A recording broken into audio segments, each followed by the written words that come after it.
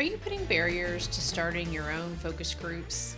Maybe you think you need to be qualified or have some kind of certification before you start? Well, tune into this episode and we'll give you the answers so you can get going right away. Hello and welcome to Trial Lawyer Prep. I'm your host, Elizabeth Larrick, and we are here to talk all things preparation. That would be trial prep, trial strategy, focus groups, witness prep, persuasion, courtroom tactics.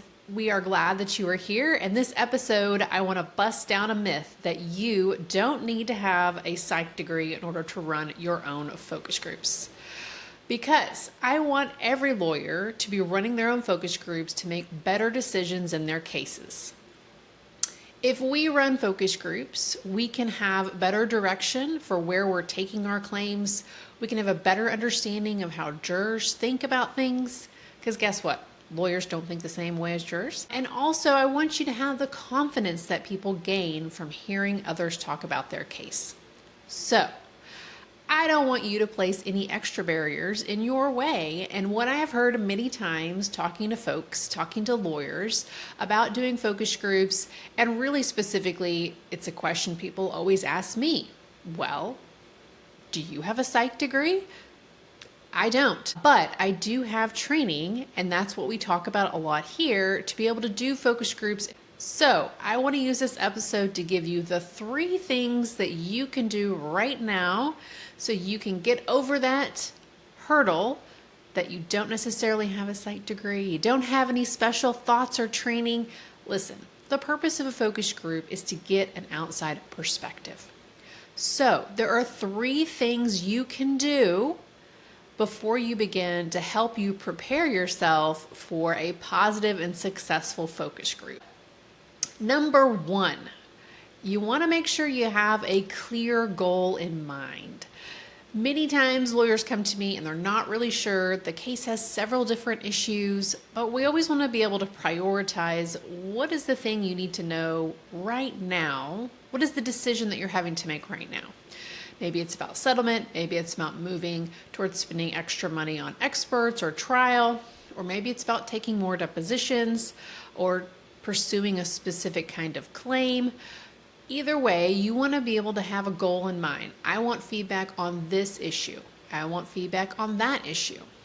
When we run virtual focus groups, we look at the collective amount of time that we have, and I tell lawyers point blank, you only have time for one issue. Or you only have time for 2 issues. Or if you're really just looking for general feedback, like that's fine, but I think it's much better if we have a goal in mind. Because once we have our goal in mind, that will then set us up to be able to prepare and plan better, which is number 2 thing that you need when you're starting to do focus groups, or if you're already doing focus groups, having number 1, a clear goal, and number 2, having a plan. Now, I see too many lawyers come in and just completely wing it. And let me tell you, it is not helpful, because what ends up happening is you, the lawyer, talk way more than our participants. You end up bombarding them with tons of information. Sometimes it's organized, sometimes it's not. But really, you spend most of the time just talking and not listening. And so a plan can really help us understand we have our goal in mind. Let's take an example. Let's say it's liability. Let's say it's a red light. He said, she said, she said, he said kind of situation. And you really need to figure out, who are they going to believe? Okay, well, that's our goal is to figure out what are we do on liability here with our swearing match. And so we have a plan. Do we approach it neutrally? Do we approach it from one side only? Do we approach it from 2 sides? Having that plan and knowing, okay, here's where we're going to go. We're going to be neutral, Elizabeth. Okay, so let's get all of our facts and let's put them in a neutral light. Okay, now that may be difficult for you to do, and that's okay, but what we want to make sure that we're doing is we have a plan with how much information we're going to give, what we're going to stay away from, which is super important, because many times people want to add in that extra fact that maybe it's not even allowed into evidence. My example in a liability case is people always want to talk about in a regular car crash case, people not having a driver's license, which is not admissible in Texas. And it I've seen it happen, and it just tanks the whole focus group, okay? Which means it makes it unreliable feedback. You always want to have reliable feedback. And if you've got a clear goal in mind, you're making a plan, and then finally, before you even get started, you do a test run of your presentation. I want to give a good example here where I had a younger lawyer who's coming to me. He's got 2 hours to go. He's got a pretty complicated electrocution case with a couple of holes in the facts. They're just not ever able to fill. There were no eyewitnesses. And so he creates a PowerPoint. We walk through it together. And I give some ideas. I tell him, hey, this is a little too much information, and to go fix a few of these things.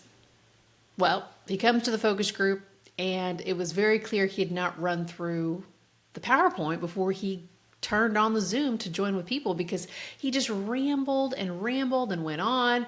And unfortunately, it became very confusing for the group. And so it's difficult to get good feedback when people are just confused. It's kind of I'll just say it, it's a cop-out. Like, I don't understand, I'm confused. Or the other one is, well, I have so many more questions. Like, I wouldn't be able to answer how I feel or what I think about it because I have so many questions, right?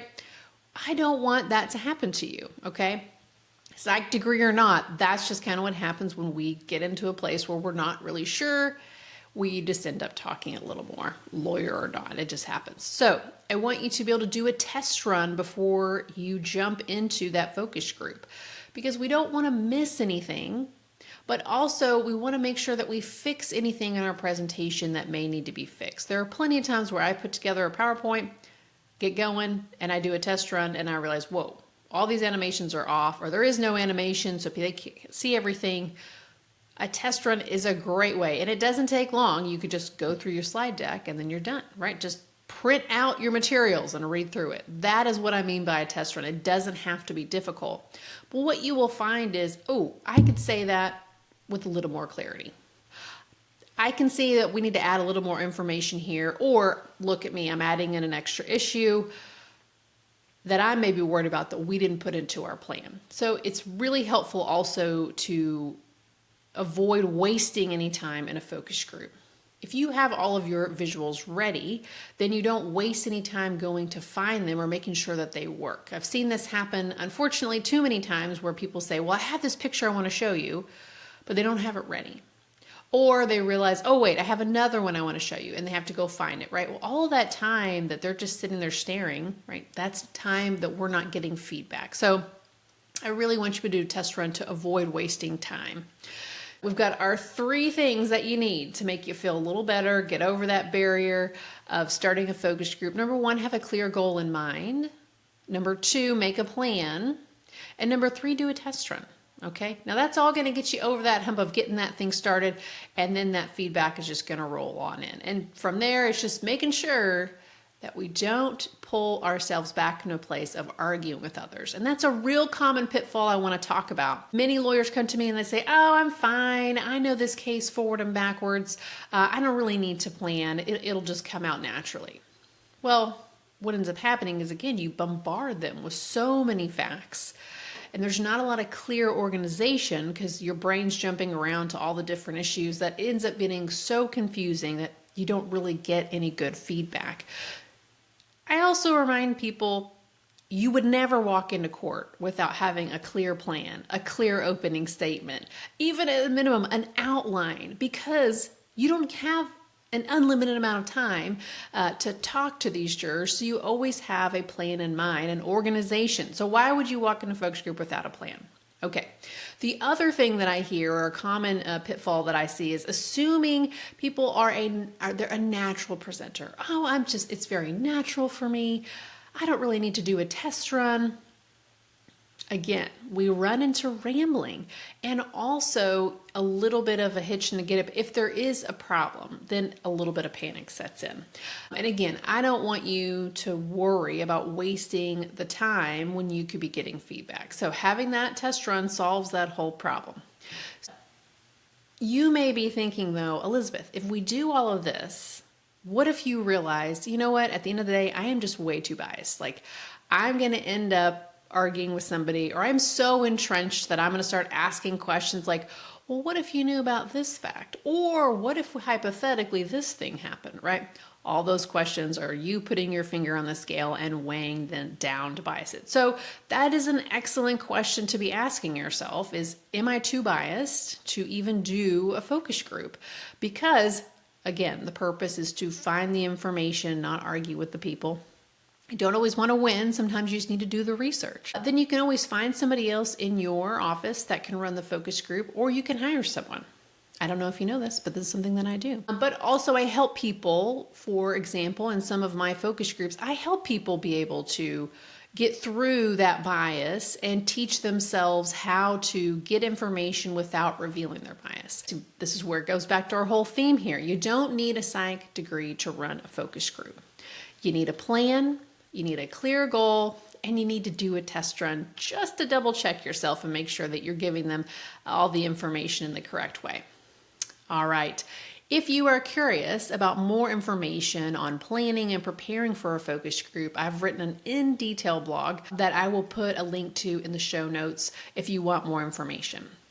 And of course, naturally, if you need more help, don't hesitate to book a call with me about focus groups. I'm always here and generous with my time to make sure that you can get what you need from a focus group. All right. I hope this episode was helpful, and until next time, thank you.